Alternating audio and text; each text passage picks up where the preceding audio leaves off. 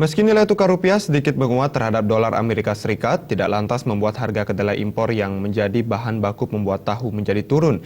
Akibatnya, para perajin tahu lokal di Bojonegoro, Jawa Timur terpaksa memperkecil ukuran tahu dan mengurangi jumlah produksi agar tidak gulung tikar.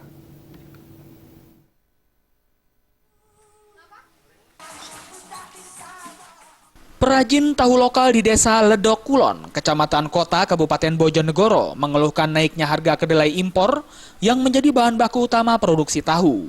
Jika sebelumnya kedelai asal Amerika tersebut dapat dibeli dengan harga Rp6.700 per kilogram, kini naik menjadi Rp8.100 per kilogram. Padahal nilai tukar rupiah terhadap dolar Amerika Serikat sedikit menguat. Kedelai impor memang menjadi primadona daripada kedelai lokal yang sebenarnya lebih murah. Hal ini dikarenakan kedelai impor lebih mudah didapat dan selalu ada stok di pasaran daripada kedelai lokal yang tidak selalu ada stoknya. Kondisi ini membuat perajin tahu harus memutar otak agar tetap bertahan dan tidak kehilangan pelanggan. Salah satunya mengurangi produksi tahu dari sebelumnya 1 kuintal per hari menjadi setengah kuintal per hari. Sementara untuk mengurangi kerugian, perajin juga memperkecil ukuran. Apanya? Harga tahunya? Enggak bisa loh Pak, Terus dinaikkan. solusinya Pak? Solusinya sedaranya ditambahin.